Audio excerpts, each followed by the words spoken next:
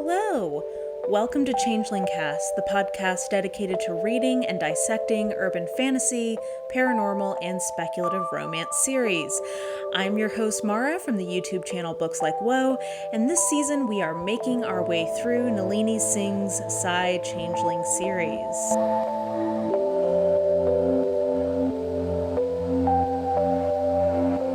And today we've got a little bit of a whoopsie because I believe in the last episode I told you that this episode would be about Mind to Possess, which is the fourth full novel in the Psy-Changeling series, but that was incorrect because I forgot that I wanted to take a quick detour from our main novels and catch up with some of the novellas that come they're set before Slave to Sensation. So there's two of them we're going to talk about. They're technically books 0.5 and book 0.75. The first one being Beat of Temptation, and the second one being, I believe, Whisper of Sin. And both, like I said, both of these take place before Slave to Sensation, and I wanted to make sure that I was taking time to dedicate episodes to the novellas in this series, because I think that they're actually quite excellent. They're very... Well, I mean, obviously, there's a lot of them. This is something Nalini Singh likes to do. So there is some variation in quality, and some of them I think are more substantial than others. I actually think both of the ones we're going to talk about today are significant for two different reasons. But I think Nalini Singh is actually an example of an author who consistently does novellas very, very well. She understands what, to me, is the kind of heart of a good novella, which is that you need to have the right amount of plot and world building for the number of pages that you have. And granted, in a series, having novellas is a little easier because you don't have to take care of some of the world building elements of things. But I do think that a lot of authors struggle to kind of understand when to get in and when to get out of a novella. And then in particular for romance novellas, I think one thing that authors can struggle with is having a satisfying love story in a short number of pages. So I think that there's a number of strategies that the best romance novella writers employ. Noelle Adams is someone who comes to mind as being very good at this, but Nalini Singh, I think, is also somebody who has demonstrated herself to be really good at novellas. Oh, Alona Andrews, that's another one. But I think one of the keys to having a satisfying love story is either you have some sort of conceit in the narrative in terms of the world building where a quick connection makes sense. So in this instance, in the Psy-Changeling world, it does make some level, of sense that there could be some degree of insta-love happening. And that's what we see in one of these. Or the other kind of route you can go is that you can sort of join two people, or however many people, in media res, well into their acquaintanceship or into their relationship. And really what you're doing is kind of picking up at a key moment of that relationship and exploring it. And that is what a different one of the novellas we're going to talk about today does. So we'll explore together what this looks like, because I am not totally sure what an episode where I'm, kind of getting into novellas. I'm not sure how this is going to go. I don't think we'll follow our normal format, but we're all going to find out together how this goes, and I may make changes the next time I do an episode like this. But we're going to start with the first novella, which is called, I believe, Beat of Temptation. I'm always not sure. Just a second. Let me verify that I'm not messing that up. Yes, indeed. It is, in fact, Beat of Temptation, and this is one of my favorite novellas in the series. I reread this with some level of frequency because it has the sweetest angst that I can imagine, and that is because this is technically, I guess, chronologically, the very first Psy-Changeling story. I think it's going back, 15 years maybe before Slave to Sensation starts, something like that.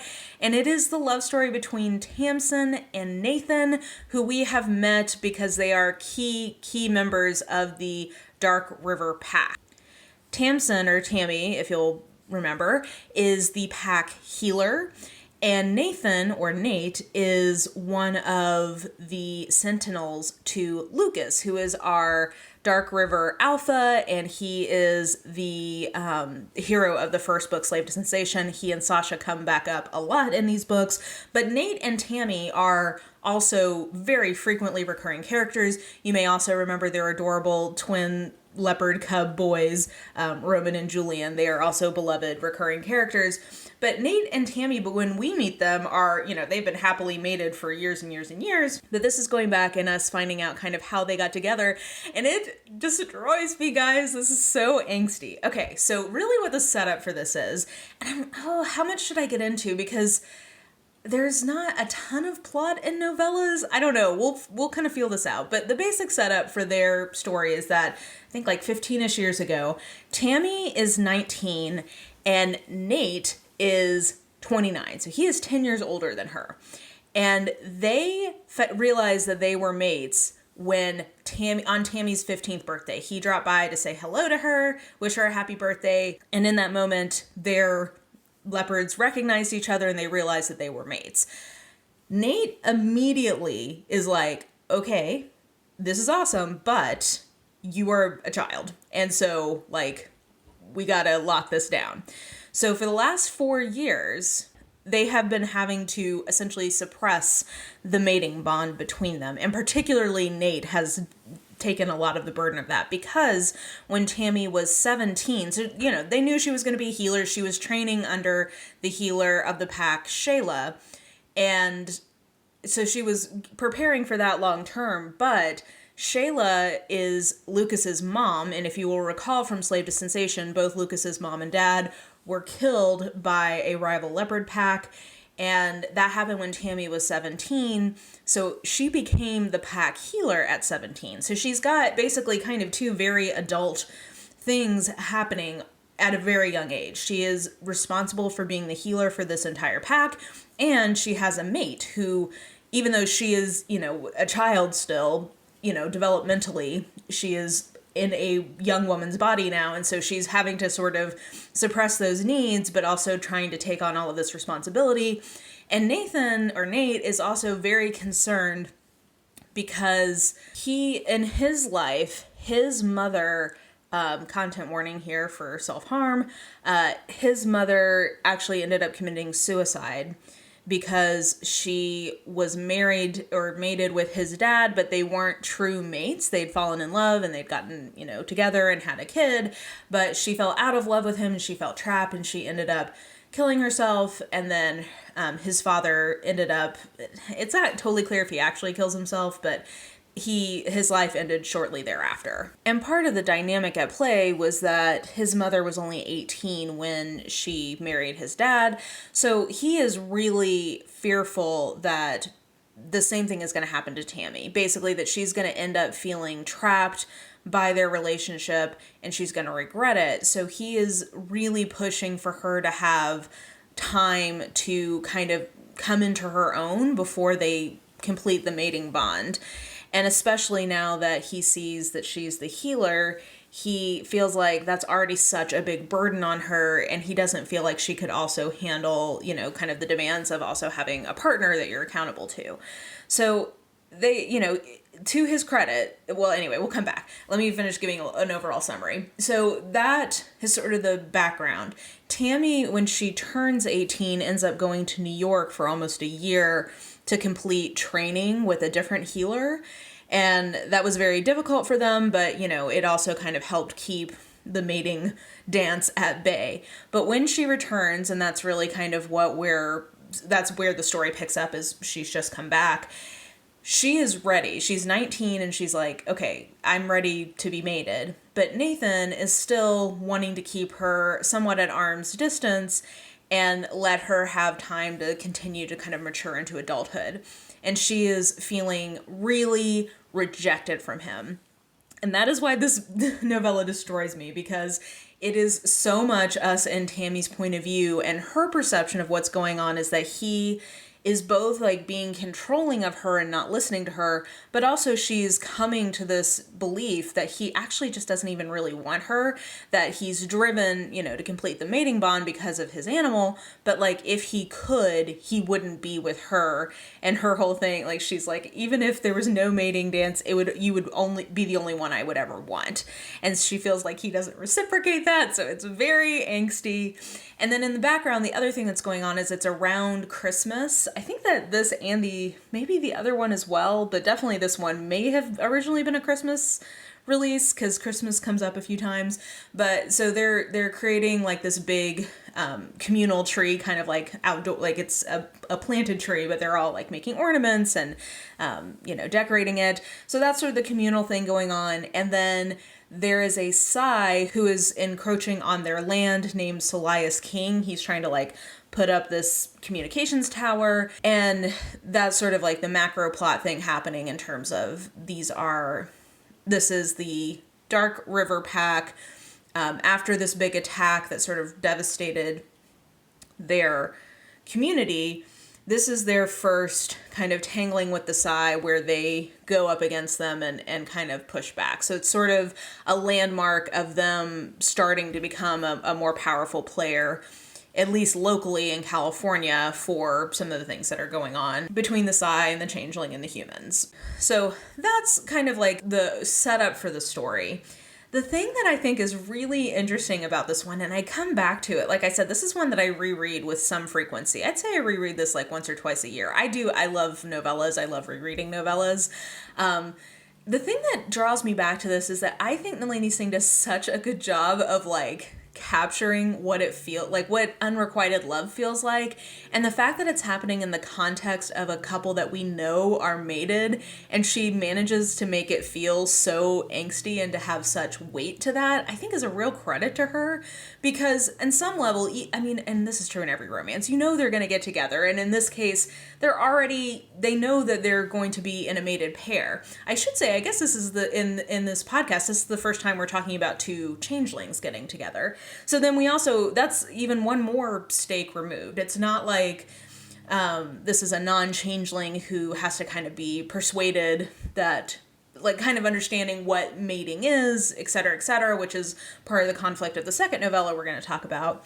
These are two people who understand, like, what mating means, how it works, and they found each other incredibly early, at least, given Tammy. For Tammy, she's found her mate very early. So the fact that Nalini Singh manages to make this such an emotional novella, I think is really a credit to how much she gets us in Tammy's perspective.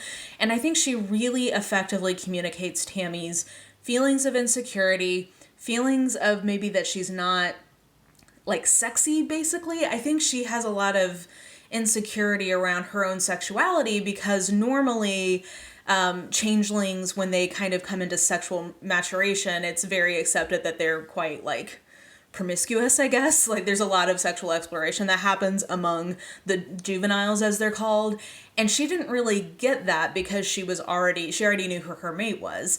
And so she doesn't really have this kind of confidence in her own sexuality that we typically see among the changelings.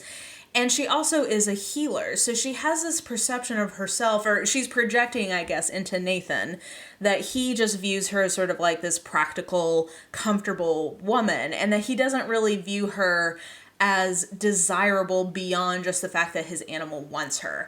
And I think Nalini Singh just really sells the hell out of that, and really, at least to me, it's so angsty. And there's this, this whole back and forth. Most of the novella is Tammy trying to kind of seduce Nate and him pushing her away and not realizing when he's doing that how much he's undermining her confidence.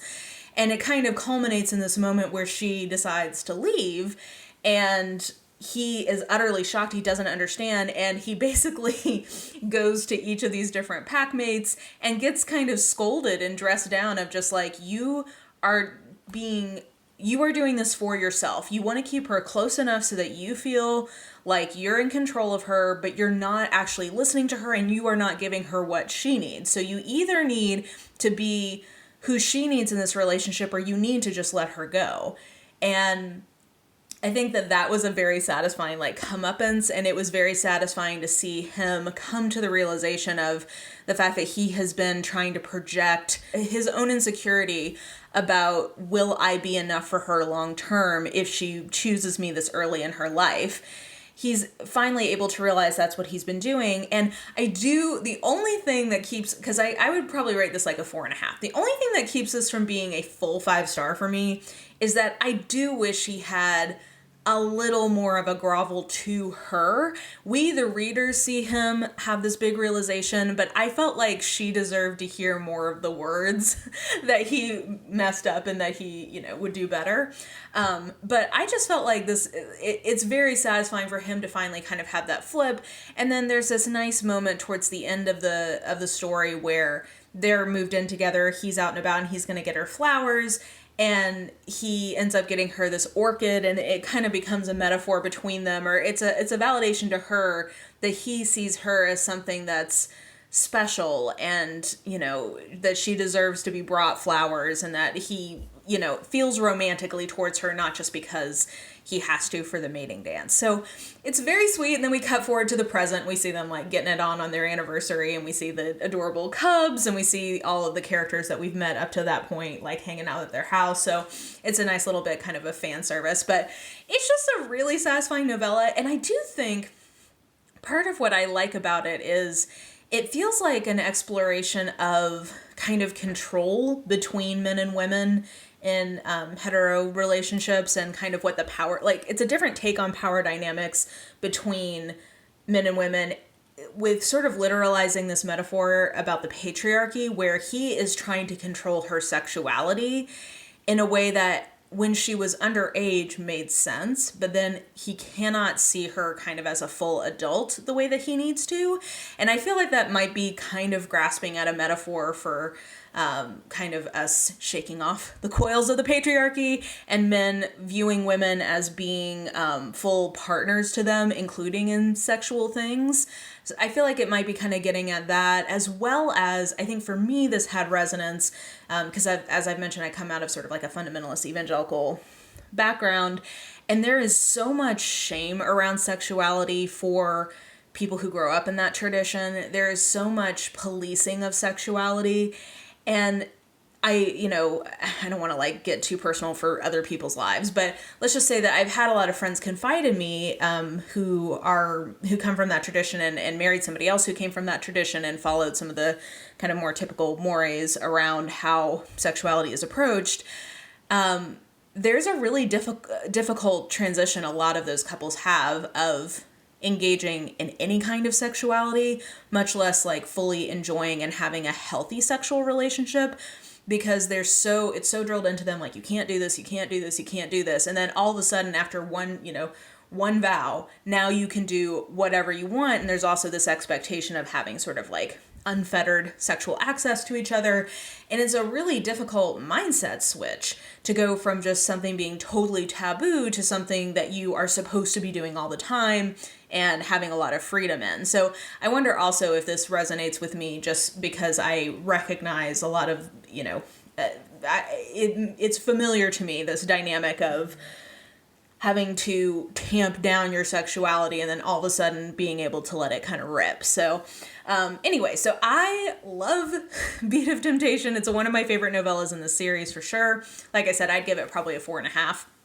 And then the other prequel novella to Slave to Sensation is Whisper of Sin. And Whisper of Sin is, I think, a more significant novella in terms of sort of establishing the macro plot than Beat of Temptation was, though I do think Beat of Temptation did some good groundwork of sort of establishing the Dark River Pack's history. But Whisper of Sin is really at a macro level about the transition of the Dark River Pack really controlling San Francisco and controlling and holding that territory, and sort of becoming the dominant force in that city.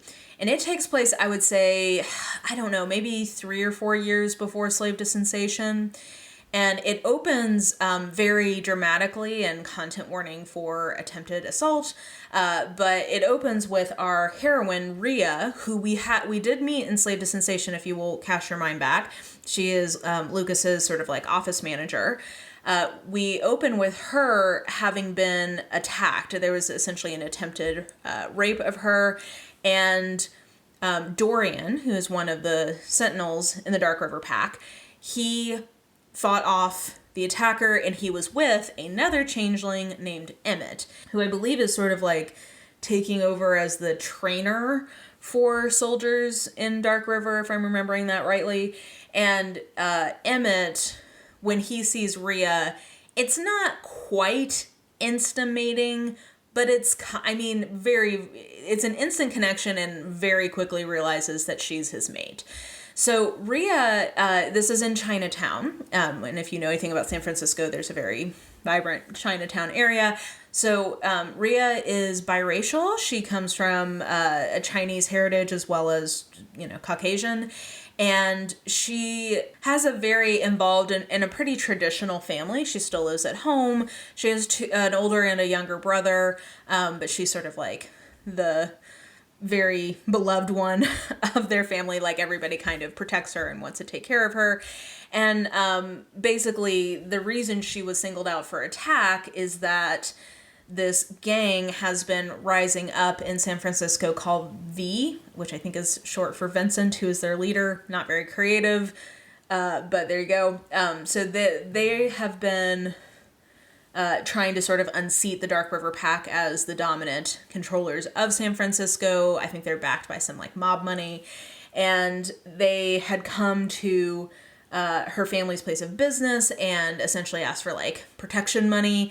And they had refused, and so in retaliation, they were going to attack Rhea.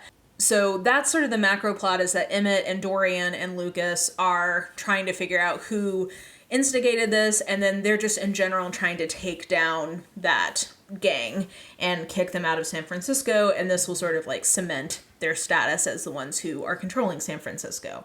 So Emmett, like I said, he pretty quickly realizes Rhea's his mate. Rhea is very drawn to him, but she is human, and so there's, I think, kind of a new tension we've not seen yet in the podcast, where we have a human with a changeling, or a human with a Psy.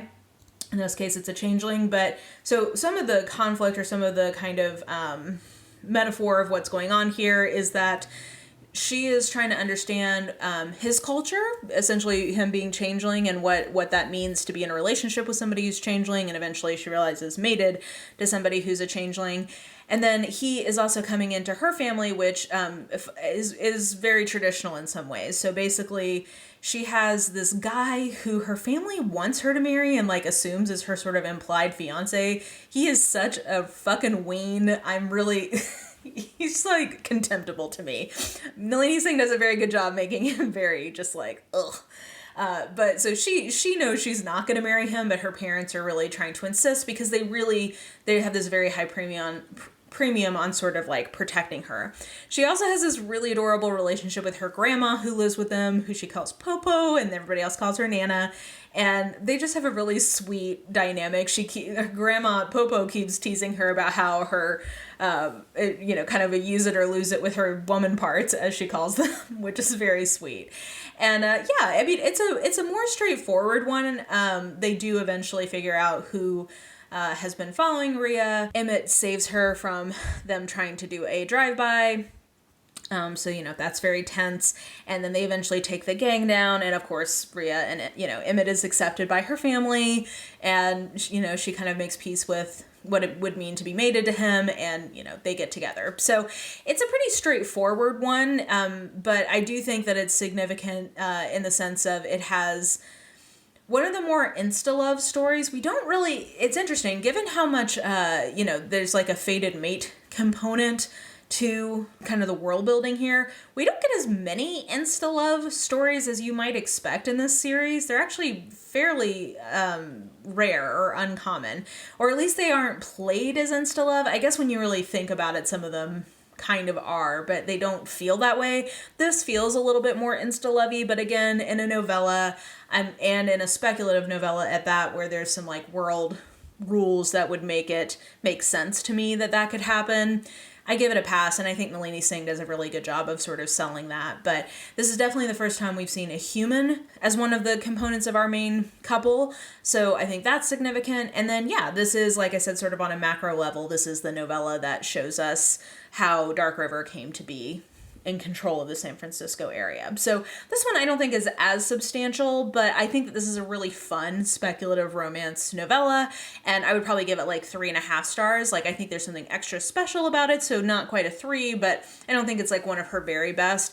But that being said, even like it's just enjoyable. I'm really enjoying this reread, guys. I know I made a whole podcast about it, so I guess that shouldn't be a surprise, but I have just been so delighted to see how well all of these books, even from the early, like the mid-aughts, which in genre fiction time, that's been 15 years, that's like an eon, these hold up so well. They're just readable, they're bingeable, they have real things that are underlying them, and they're just fun. I don't know, Anyway, it's just been sort of like a warm blanket, and I've been in a weird reading mood lately, so it's actually been very nice to have this as sort of like a bedrock of my reading right now. Like, doing this reread, it's been nice to have that as a kind of a component thrown in. So anyway, I guess this is not as long as my normal episodes are. I didn't have quite as much I wanted to get into, but I do think it's nice to have a little pause in our schedule. It also gives people who are reading along a chance to catch up with some of the longer books